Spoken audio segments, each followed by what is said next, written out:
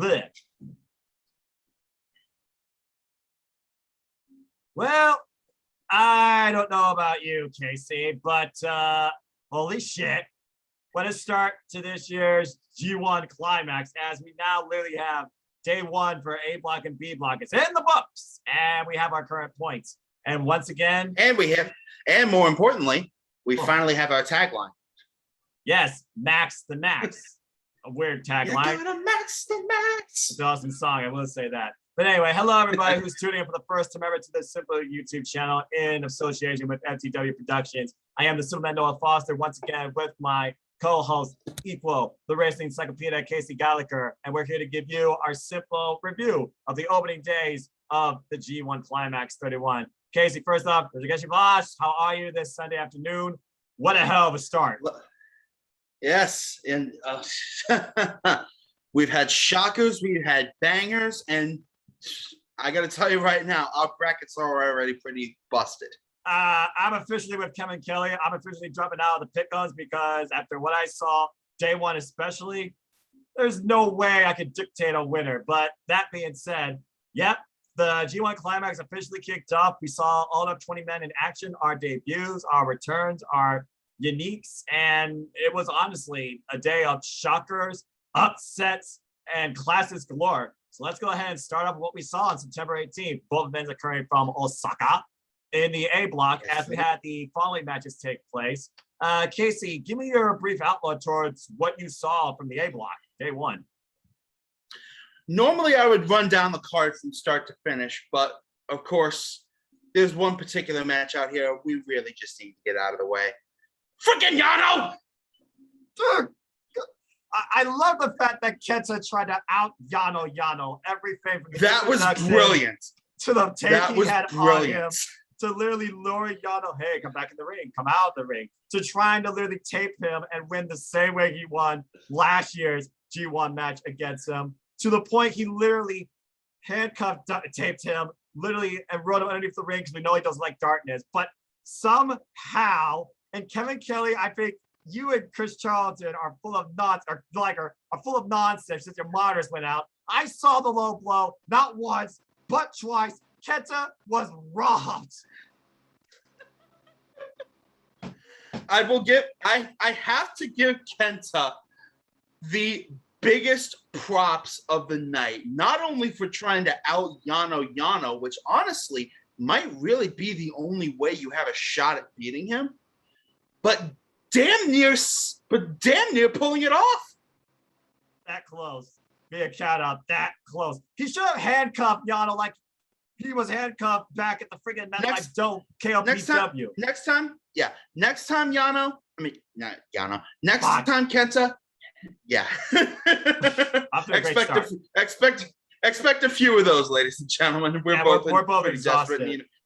We are both in pretty desperate need of some rest. Oh man. But next time, Kenta, when you go to handcuff him or tape him, tape both his wrists and his ankles. I'd just say handcuff him to the bottom brace, but I digress. Anyway, Yano won that match by insanity, but I digress. Cindy having a hoop probably. Shout out to Cindy G. Go follow her podcast mentioned in wrestling. She saw GCW last night with Muro Suzuki, Castaneda Ray. I'm jealous. Anyway, yeah, that was definitely one of the longer matches of the night. But how about our debuts? Great-O Khan and Tonga Loa. I was really surprised what was brought out by both men in this match. Especially by Tonga Loa. He brought more of a fight than I think anybody thought he had any business bringing. As Chris Charlton alluded to, he's had like less than 5 absolute singles matches in his New Japan career, while Great-O Khan has been involved in both Taz and singles, and a huge dominant sparring number of them since coming into New Japan Pro Wrestling last year. But yeah, Tonga Loa, he wanted Great-O Khan, show me the dominator.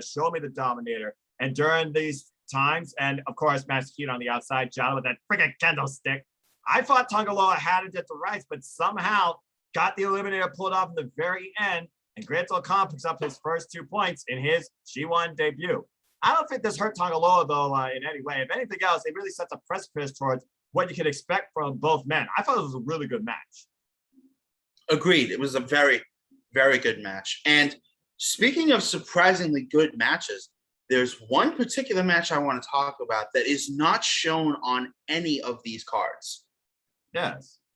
Prior to G1 action, I'm pretty sure throughout the entirety of the G1 schedule, we will have Show, freshly inducted into the House of Torture, take on a small cadre of the Young Lions to help them get some TV time and get them a rub, get them a little bit of extra learning experience. And who did he face on this opening night, Noah? He faced, apologize if I screwed up the name, plus I think his last name is Uya, and the following night he faced Fujita, two young lions that literally have had, this is their pro wrestling like debut to a degree. So they're hungry, they want this, they bring the heart, but Show, of course, with his new submission called the Snake Bite, injects the venom into them and gets the win across both nights, spoiler alert. But both these young lions and the new referee, you're right, acknowledging them. I thought that they're starting off the G1 journey and New Japan debuts. I thought they're starting themselves off pretty well. I think between the two young lions right now, I'm more impressed with Uya's way he goes about the match. Fujita, though, he seems more like full-blown go-on-in aggression. Yes. And Uya, if I'm pronouncing that name anywhere near properly, so possible botch. Yeah, apologies, folks. Again, we tried. I was very impressed with his showing on A Block Night 1. I actually thought he might have had Show at a couple of points. That's the thing about the young lions. They give you that suspension of disbelief because you want them to get the upset, but you're just not sure can it happen and how it could happen. But again, these two young lions, they're the newest crop now, going for the New Japan dojo system. We got a new referee. I think the future's going to look very bright for these two, and I'm very curious and looking forward to following and watching their journey, let alone them taking on each other one-on-one. Yes, indeed. Going back to the main bulk of the action, we have the shock victory of the first 2 days. Whoa. Yeah, that's pretty much me. That was pretty much me when I saw this happen. Yujiro Takahashi gets the big win over the Golden Star. Unbelievable. Think about this. He literally got into this G1 based on what he said last year. He beat Jeff Cobb in his last G1 match, scoring his only 2 points, and that got him into the G1 this year. Now accompanied by Pita, yay. He has now defeated last year's G1 Climax winner in their respective opener. Now, truth be told, Kota Ibushi no stranger to losing his G1 opener, but Yujiro? I can't believe it. Well, you just mentioned it. The very important statistic we have to keep in mind when talking about this match. Kota is no stranger to losing his G1 opener. Matter of fact, both of the last 2 times he has lost his G1 opener, he's gone on to win the whole thing. Very true. And again, if you have Kota, if you have Kota picked to win again this year, hope is not lost yet. And Kota's trying to make history, being the first ever man in G1 Climax history to win 3 G1 Climaxes consecutively. Keyword consecutively. We already know men, including Masahiro Chono, have won 3 G1 Climaxes, but no one's done back to back to back, let alone no one's ever gone 4 finals back to back to back to back. So Kota Ibushi is out once again to make history. So I would not count the Golden Star out by a long shot, but the fact this was the very first match start this year's G1, and we already had that, I'm like, why even do a bracket? I can't predict anything. No, indeed. So we're just going to lay out and enjoy the rest of this G1. And I'll give you Joe credit. I mean, truth be told, that cane came in effect. Kita distracting and telling the story her own way. He pulled off Pip Juice. He got the near fall off that. Kota Ibushi, the only thing he missed was pretty much the Kamagoye. And Yujiro pulling out, I think, some new move, if I remember correctly. It was like a reverse exploder face first type of power slam maneuver. I got Yujiro the win. Yes. And it's like, where the hell did that come from? I mean, if you want to prove that you're grade 1, I guess it's when you really try and surprise your opponents. And again, Yujiro did just that. Congrats to him. But that being said, we talked about the first 3 matches, but I gotta be honest. This night for me was definitely about the last two. Talk about that Oh, semifinal. What a wrestling clinic. Oh my God. Wrestling clinic indeed.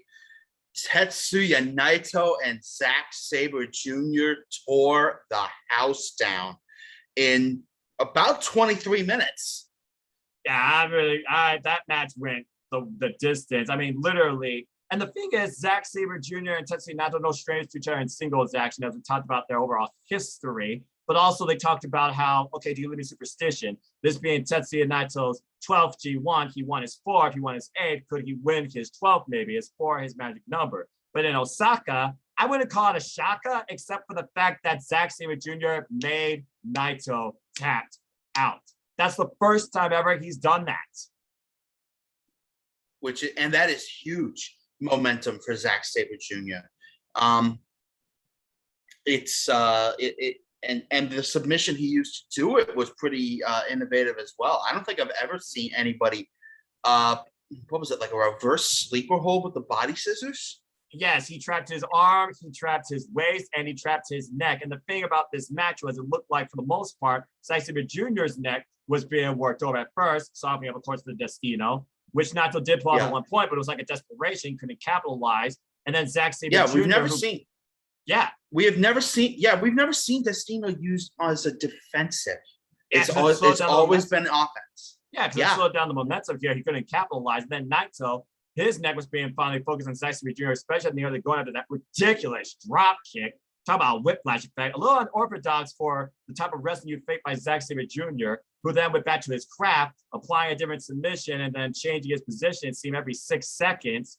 And then he started going from the neck to the man's knees. And I feel the real turning point was that vicious double stomp to Naito's knees. If there's any person in New Japan that has more worked over knees than freaking Hiroshi Tanahashi, it's Tetsuya Naito. I feel like ultimately that was his downfall. Too much pressure. Literally and figuratively. Well, considering that the medical staff were checking on Naito afterwards, you gotta wonder, this is only the opening match. You got 9 more to go. How will this affect Tetsuya Naito going forward? It puts a target on him, that's for sure. Well, he's got 2 targets already taped up, so I guess now you just have a target that's even brighter than the other. But yeah, kudos to Zack Sabre Jr. finally accomplishing what he wanted to do. Tap Naito out. And these two gave an absolute pro wrestling clinic. I thought, honestly, it was going to go to a draw. Oh, you want to talk about matches that thought we were going to go to a draw? We'll get to that next night. I mean, for now, this match right here, you want to compare both nights, we will, but just Ishii versus Shingo. Not sad. My God. Casey, break it down. Good God almighty. The fight to end all fights in G1 history. The Dragon and the Stone Pit Bull. If Naito and Zack tore the house down, Ishii and freaking Takagi set the remains on fire. Oh my God. The noise. You know, it's sometimes the best commentary you get in professional wrestling is the wrestling itself. And Big E, I think, has said this before. Some of the times, the best you can see is just 2 big, meaty men clashing into each other. Ishii with a never say die attitude, literally overcoming death at one point. At this point, it's like, you want to beat me, you're going to have to practically kill me. Shingo nearly did that on a number of occasions here. And Ishii, the sound of these strikes and the way it amplified the audience and gave some sort of masochism pleasure, not only the fans, but the Japanese contingent. Dude, this match, oh my God. Dude, those chops, I tweeted this at you on Twitter. I know you did. I'm literally looking back at it. They sounded like a gun going off, dude. That lariat, I thought he broke the man's neck. Oh my God. I was like, hit Ishii harder, hit Shingo harder, hit each other harder. I don't want this to end. Fight forever. I want this to go to a draw. I want to see this again. Both men pulling off superplexes. We got the classic Yukon Lariat combo versus to a DDT. And then Tomohiro Ishii, of course, he comes with his own verticals. Both these men were going tit for tat. At one point, exchange, it got to be on instinct because there's no way in hell they were willingly conscious enough to do the suplex for suplex exchange, only for Shingo to be off the ropes and then knock Ishii out with Lariat, both men finally down. And there was probably only, what, 2 or 3 moments of actual rest within this match. You could call it that. Yeah, these two went nuts for 26 minutes. And in the end, he finally caught the wrist, held onto the wrist, and locked in Last of the Dragon. And Shingo won this absolute war that has to be, in my opinion, this could be, well, it's a match of your candidate. This might have been already a match of the G1 we just started. This is definitely a match of the year candidate. This is Shingo and Ishii's best match ever, in my opinion. I love this so damn much. Oh my God. It was so good. I literally could not have been sent to work on a happier note. Freaking crucifix bomb. Ishii pulling out stuff I've never seen before. And literally, Ishii is not human. These two are not human. These two are beyond human, all right? You want to talk about absolutely personification of King Road's strong style, a sheer story of will, endurance, determination, never say die, God damn it, my body fucking attitude. That's what Ishii and Shingo was. Oh my God. Oh, and how about this to chew on as we move into the second day? Yes. That was with a 30-minute time limit in the opening night of the G1. It's like I said. Imagine what they'll do with the gold on the line. Look, I know Ishii lost while Ishii literally went out the wrong way on his own accord without a shoe and a sock on, I might add, on one of his feet. And by the way, did you see how bad his hand was swelled up? Damn. I'm shocked it didn't start changing color. I'm shocked his arm didn't go dead on him. Oy vey. I understand adding extra pressure to get more of a forceful impact, but still, again, I could talk about this match all night. My words don't do it justice. I've already watched it 3 times. You literally just listen. That's professional wrestling euphoria right there. But speaking of which, as you alluded to, yeah, that was just the A block. Like I said, the A block, it's, no pun intended, the elitist, the must-see block. The B block more so is that block. I feel that that's going to be more so the sleeper block, because I feel like in the G1, there's always that internal competition with the blocks to outperform each other. Now, before we talk about how A versus B did, let's go ahead and look at the B block as you alluded to. And you just got done watching it, so I'll let you talk more about these matches in any order you wish. Okay, so correct me if I'm wrong. Wasn't Yoshihashi and Evil the opener?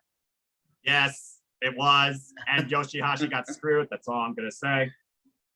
He got screwed, and he got screwed massively. And if you were expecting anything else from Evil and Dick Togo, you're out of your mind. Yeah, he's still relying on the same basic principles. Attack the announce table, take off the turnbuckle pad. Typical Bullet Club Evil who can't get it done on his own. Poor ring announcer guy. Poor man. I mean, obviously I wasn't the one that suffered this time, but still. Yeah, no, I don't remember the guy's name. What is it about it? Oh, he's just a freaking giant bully. It's just ridiculous. Anyway, go ahead, keep talking. Oh yeah, that may or may not have left a bad taste in your mouth, but not much better way to wash it out than with the next match. That was very surprising to me. Chase Owens and Jeff Cobb. Owens, of course, having the speed advantage. Cobb, of course, he's being the freaking Imperial unit. He is the powerhouse here. Chase Owens says he wants to go about this in an honorable way, wants to truly show you what he's capable of. Since, again, this is his G1 debut. Hell of a fight. And being a member of Bullet Club, I'd give him all the praise in the world for that. That's a change of pace in a Bullet Club member that you don't often see. And I'm all here for it. When you think about Bullet Club and what they stand for, besides, absolute dominance over everything, and of course, marketing, I feel like at the end of the day, they also want to prove that they are the best professional wrestlers. At least many of them want to anyway. And besides GOD, Chase Owens, he definitely personified that here. Came very close, pulled off the jewel heist. He actually, yeah, which which shocked the hell out of me because Jeff Cobb is what, almost 275 pounds? He dropped that boy with that hammerlock. He's a big boy. Yeah. But of course, that was the difference maker because every time Chase went for something big, Cobb caught him. And boy, was the power, that belly to belly suplex on the floor. Frequent flyer miles. Good God. Yeah. Somebody notified Tokyo International. Chase Owens coming in for a landing. Yeah, and then literally both these men, they were emptying the tank, but after a couple of rebound moves, you saw what happened. A tour of the islands and Jeff Cobb. And boom. There you go, 2 points. But yeah, Chase Owens, indeed. I thought he really, especially after dropping KLPW, I thought he had a hell of a banger. He absolutely had a banger. And the bangers would continue. Sonata versus Tama Tonga. Was this match a match of speed, one-upsmanship, and just crowd psychology, it seemed? Because I did not expect this type of match, personally, from Tama Tonga.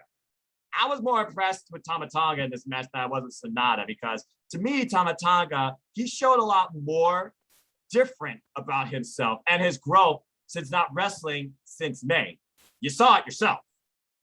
I did, yes, and it's definitely a side he's going to need to rely on a lot more if he aims to come up victorious in this tournament. But big showing from Tama Tonga. His G1 is far from over. He will have plenty more opportunities to showcase what he can do. Sonata gets the win though, and a big win for him to start the G1 because it's a change of pace from how he started the last two. Correct. Didn't he start the last two with a loss?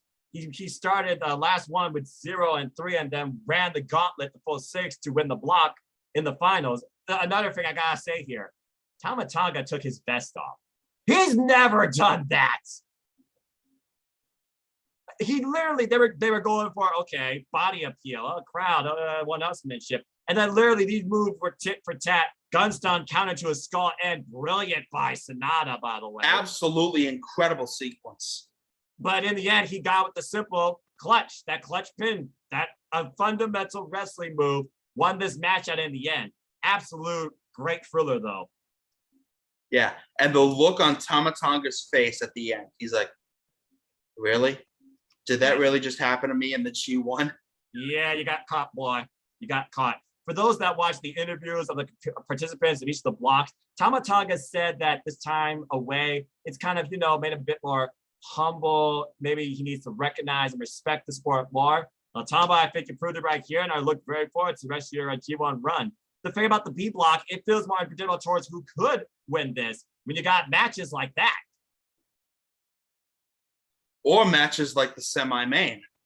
Yes. Two men that are no strangers to each other. The Savage Warrior, Hiroki Goto, and Taiji. Both men tag team champions in their own right. Goto won third. Taiji won half the heavyweights. And interesting to see Goto try and wrestle or fight Taiji's game, especially in the early going.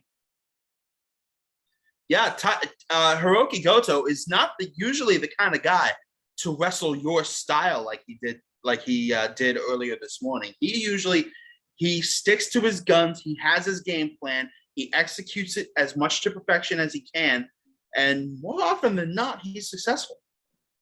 Yeah, but I mean, he actually used the cable wire, and then both these men were trying to show Red Shoes, this is a choke. I'm not choking the man. I'm just literally gripping the man's shoulders down. I feel at one point they were trying to incapacitate each other, and then finally went into a game of strikes where that jumping high kick dropped Goto where he stood.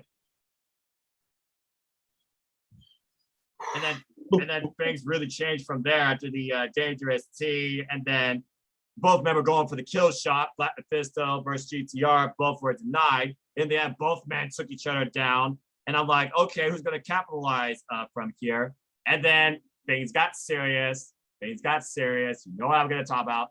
The packs come off. And then Taiji just goes into a whole nother level. I don't care what anyone says. That is the most electrifying move in New Japan Pro Wrestling. Don't at me. Anyway. No, at him all you want. He needs a hill to die on. A shout out to Miho Abe, by the way. Okay, just saying. Honestly, I thought they said Riho Abe at first, and I'm like, freaking excuse me. Riho Abe. Well, I mean, to be fair, the way they announced the names in New Japan Pro Wrestling, the Japanese can change it. It's first, then last, so it's Abe Miho. But of course, we're English, so we say Miho Abe because that's the way her name is literally shown. But in the end, yeah, he finally connected with the Black Mephisto, and Taiji got a very hard-fought, some would say a bit dastardly in the early going, but it didn't matter towards the very end. Honorable win. Ever since Taiji really has gone past holding on to the glove of Iska, he's really become a more honorable wrestler, and he might not give a damn about this field he's in with. But when it comes to showing why he is that good of a wrestler, not only to himself, but to I figure all of New Japan Pro Wrestling, he really brings it out. Great first win for him. Amazing first win, botch, and it gives Suzuki-gun a much-needed shot in the arm, I think, moving forward in this G1 to go along with Sakurasaki, botch again. Zack Sabre Jr. I'm not going to hold it against you. Yeah, Yes. Think about that. Both have dangerous techers in their respective blocks, each with a win. God, neither with a win. So chew on that one for a while. But to be fair, Zack Sabre Jr. and Taiji are more familiar to singles competition than God. God are really going to be in this G1 to show out what they're capable of. And with Master Heater, Jado in both men's corner, you know it's going to be both men's corner throughout all their matches respectfully. Again, I would not count out either member of God. No, indeed. There's still a long way to go through before October, what is it, the 22nd? I think the 22nd, 18th or 22nd. I got to double check it. But we'll talk more about that as we get closer. Again, this is the opening day. And you talk about a hell of a closer. Casey, you know I'm a play-by-play guy. But you know Hiroshi Tanahashi, Kazuchika Okada. You know their rivalry. You know their playbook. You know what they're both capable of. You know what they're both willing to do. So you best bring your best insight to this match, top to bottom. The floor is yours. Well, I think I can sum it up best with just one simple two-word sentence. He's back. Mecca! Yes, yes. This is what I said on Twitter. I called it. It needed to happen. I said it would go close to a draw. And as of right now at this G1, it's the closest match to a draw with less than freaking 30 seconds was left. Casey, break down this match. This was bloody insane. It was. My God. So much respect between both of these competitors. So much history. It's almost overwhelming to try and break down this match. And they started off simply. A very simple wrestling showcase. A couple quick wrist locks, a side headlock. It didn't really start getting going until about the 10-minute mark. And that DDT on the floor. Planted. That lit a fire under Okada. I was wondering when Okada was gonna really because he's a guy that will take pain, but he's not Ishii. But he will bounce back, it seems. He always talks about you do not know the pain that I've endured to get to where I am or be who I am, etc. And it's like, okay, Tanahashi's got a mental clock. He's that slower paced guy, but time I feel like was not on Tanahashi's side. And it showed out in the very end. But really, it wasn't truly Okada's match till he finally got that true Okada where he pulled off the traditional stuff, the drop kick, the freaking drop kick off the top rope, the freaking tombstone pile driver. But then he goes for that doggone money clip. Like, okay, first off, Tanahashi's never faced the money clip. I get that. So maybe he figured that he could win with this. He'd be his ace in the hole. Yeah. Well, that wasn't to be. And Tanahashi overcame. Yep. And the most important thing, we only saw the money clip that one time. I feel like that time with this opponent was the breaking point to make Okada realize that I need to be the Rainmaker if I'm truly going to show why I am still the strongest, still that mountain that several people called in the freaking interviews, still the standard bearer in New Japan Pro Wrestling today. And especially after his loss to Jeff Cobb on a big stage like MetLife Dome, Okada, for me, again, he needed this win. And boy, did he get it. Yeah, and he got it big time. As of the end, if I remember correctly, it was 2 Rainmakers that finally put Tanahashi away at the 29:35 mark or whatever it was. Yeah, and he literally went for the short arm variation. He kept wrist control, went for the main one, but continuous spring blades and dragon screws, and even a high 5 flow. I thought he had him there, not only to the outside, but the inside of the ring. Not enough. He finally pulled off the main Rainmaker after the pose. I was like, yes, do it now. As you literally said at the 29:36 mark, the main Rainmaker, full on throttle, finally put the ace down for a 3 count. The Rainmaker is back, and if he keeps this going, my big personal prediction, we're looking at a final of Kota Ibushi, Kazuchika Okada, and Zack Sabre Jr. Ooh, now that would be interesting because Zack Do never made it. Do not tell me you do not want to see that match. Of course I do. Did you not remember these two faced each other previously at Sakura Genesis? Like, I think it was 2017. Someone can fact check me on that. For the IWGP Heavyweight Championship, when he won the New Japan Cup, came this close to tapping out Okada. Didn't, but came that close. And Zack Sabre Jr. has never made it to a G1 Climax final. When you look at this field of returning participants, very few of them have been involved ever in a G1 Climax final. So, yeah, the Rainmaker's back, as he said, backstage. For those that continue to watch like I did, he's got to, really prove why he is that guy. He was taking like maybe a little easy in a while, but he needs to, really redefine himself why he is the Rainmaker. And he says that he will make it rain. So if this is the Okada we see going forward, the, might I add, highest score average across this entire G1 field in the history of the G1, this is the guy to take this block. Agreed. Absolutely agreed. And I think you'll agree with me when I say this. It's long overdue. Damn right. So there you are, ladies and gentlemen. There's your opening day simple takes and your opening scores. As you can see, Kota Ibushi with a goose egg. I still can't believe that. The biggest shocker out of the A block, in my opinion. Tournament favorite Tetsuya Naito also starting off with 0, and there are some concerns now about his knees and legs. That was nasty what Zack Sabre Jr. did. This is the G1. That was bad. This is the G1. You don't hold off basically what you're trying to do to get the win here. It's as simple as that. Kenta with friggin' robbed, just like Yoshihashi. Tagaloa and Tama Tonga, respectful performances in their debuts, but they fall short. As, of course, we have the winners from the B block being Okada, Jeff Cobb, Evil, Sonata, and, of course, I already lost who it was. Oh, yeah, that's right. It was freaking Taiji. I should have known better, being Suzuki going to pro. But, of course, I can't necessarily read all this Japanese, but yeah. We both have a hard time reading let alone writing reading Japanese, but you get the idea. We have kanji and hiragana. They may as well be Greek to us. Yeah.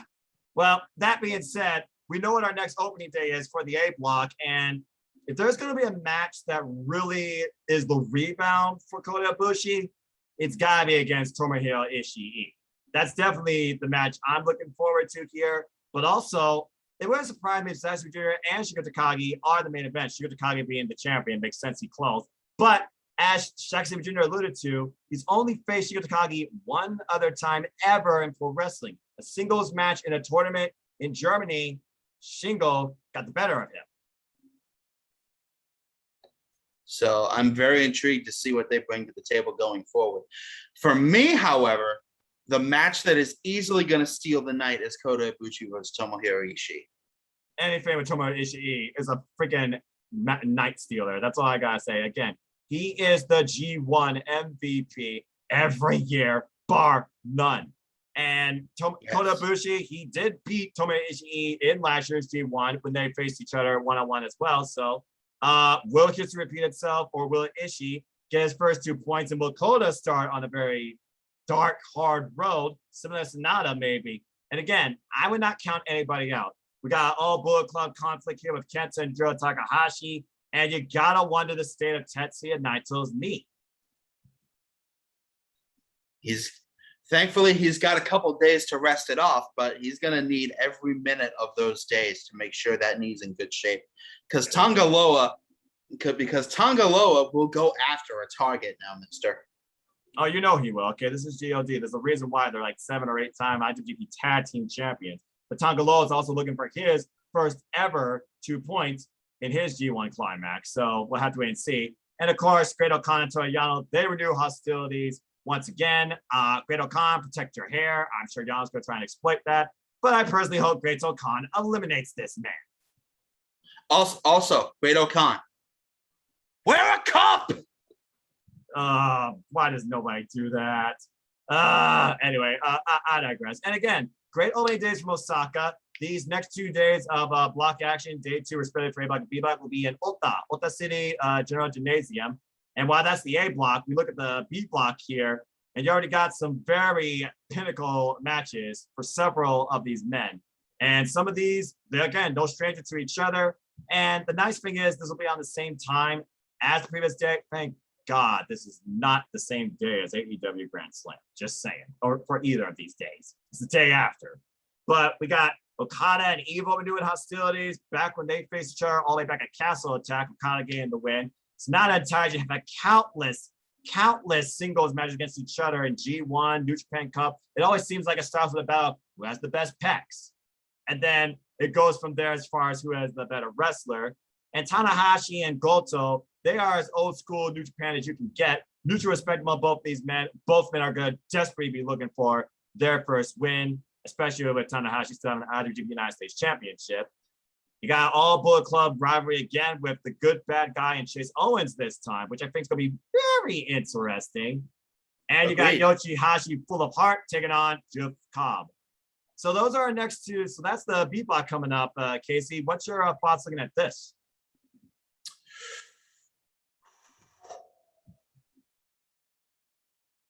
Yeah, that's it. Again, no, number one, Ace and Goto is definitely going to be the match to watch. And number 2, Evil's about to have a really bad day, especially if Okada's back on his game. If Okada is the Rainmaker, Evil is getting dropped. It's as simple as that. And I will be extremely happy. Because personally, I do not blame you. And I think I speak for most New Japan Pro Wrestling fans. Nobody wants to see Bullet Club even win this thing. But I digress. Yeah, they've already had that on. They've already had their time in the G1 spotlight. Yeah. Well, he also had his time as double champion, and that was a short stint. And I will not deny the fact that he was in Bullet Club. He did hold the gold once. I won't deny that. But since then, what have you done? Nothing. You have lost. Pretty much. You have freaking lost every time. Unless Dick Togo. Dick Togo might as well be the champion at this point if you win the G1. Give him half your winnings. That's all I got to say about that. I'm just going to say, should have had freaking Dick Togo carry the belts to the ring. Thank you. Thank you. And you're supposed to have this House of Torture now. It's supposed to be a real threat. The only effective members right now are Yujiro and Sho. Just saying. And Yujiro beat Kota Ibushi. Evo couldn't do that to get the briefcase off Kota Ibushi back when Kota won the freaking G1 literally 2 years ago. Just saying.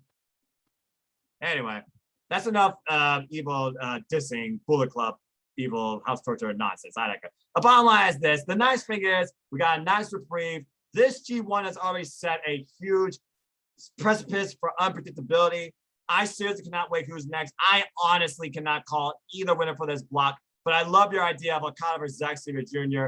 But in my opinion, if we truly have the Rainmaker back, my first battle pick for B block is Okada. As far as the A block, I really have no clue.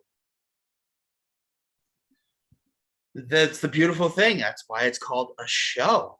you get to see what happens. Yeah, true that.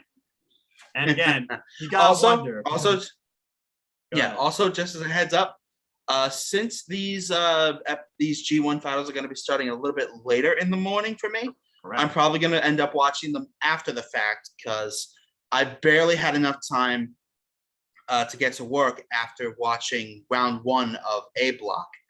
Yeah. So I will probably watch the rest of the G1 to include the finale after the fact.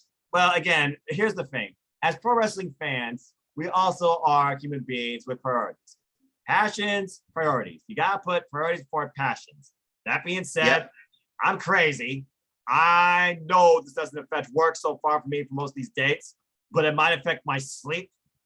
If there's one time in New Japan Pro Wrestling every year, I truly try to commit myself to keep up with live every time, it's the freaking G1 Climax. But respect to you and how you follow it and watch it. And I know you and I are going to continue to cover this thing as we can too. Impromptu discussions, and of course, a preview of the finals galore too, and so much more as we just begin. And who knows, maybe I'll bring back an old friend that I haven't talked with in a long time about New Japan stuff. Just saying. But we'll have to wait and see. That being said, that's it for this opening G1 Climax 31 Simple Take. I don't know about you. I am super pumped so far with everything I've seen. Again, I hope Evil falls. I hope Yano does not play spoiler. He's in the wrong block to play spoiler because it'd be different if he's in the same block for Evil, but I digress. Someone stop Yano before my anxiety reaches an all-time high and I need to freaking invest in ibuprofen. Anyway, that being said, I shouldn't be laughing at that, but damn it. Yano is the freaking, I don't know what to say. He's the freaking scourge of my professional wrestling enjoyment because, again, this is the guy that screwed so many greats, including Jon Moxley, and I'll never forgive him for that. This Yano guy, he's I don't know. Yeah, well, here's the way I look at it. Yeah, he screwed so many of the greats out of achieving their greatness early, but aside from that, how the hell is this idiot a heel? How the hell you call this guy a heel in the first place beyond me? He's the heel to every good pro wrestler, I guess.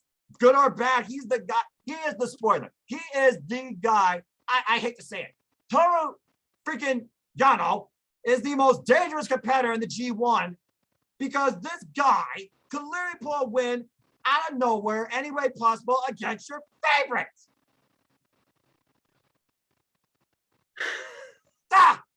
Anyway, I digress. Before I take the glasses off and freaking have an aneurysm, Jim Cornette wise. Again? No. I'm in a good mood, okay? And it also it's the Lord's Day. Lord's Day. I'm fine.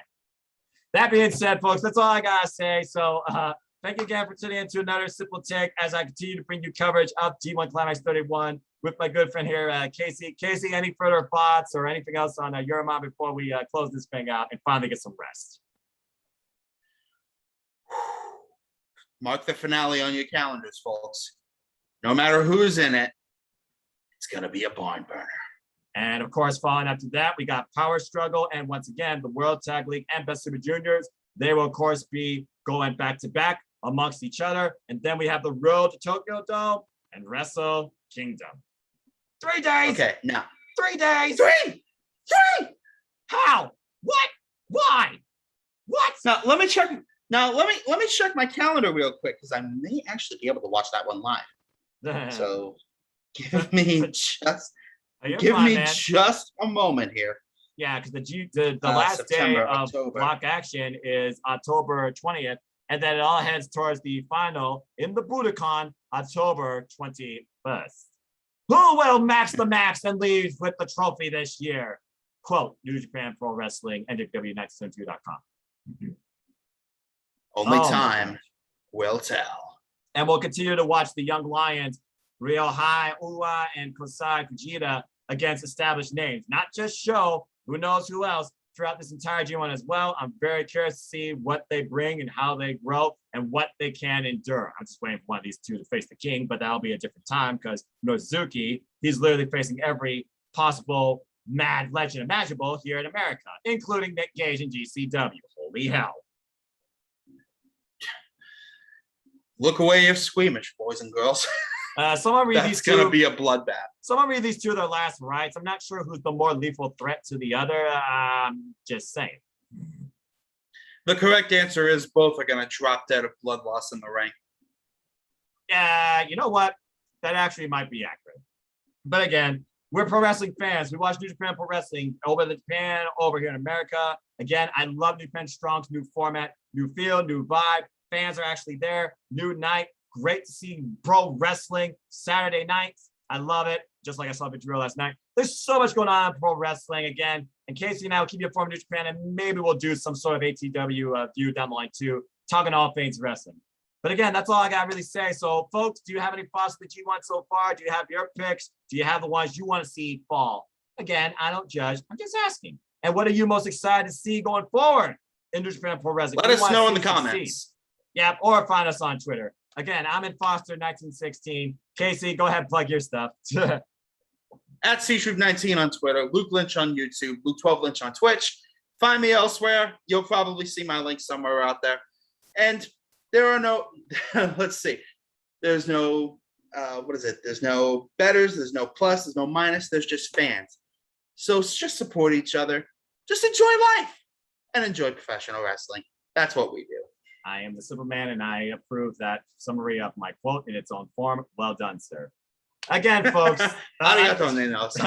Again, folks. Until next time, take care, enjoy life. Tomorrow's never guaranteed. Treasure your families. Be safe. Do not take this world or the things going on in it for granted, and don't let them break you. And just enjoy life and enjoy wrestling. For Casey Gallagher, I'm the Superman Noah Foster. We thank you once again for tuning into this simple take a discussion on G1 Climax 31 opening day so far. More to come too. I hope you enjoyed the rest of your Sunday afternoon. Good evening, good morning, good night to all of you. Till next time, I bid you all a fine adieu. But again, yo, sayonara. We're going to make it rain. Yes, this needs to happen. That's all I got to say about that. Rainmaker is back. Simple as that.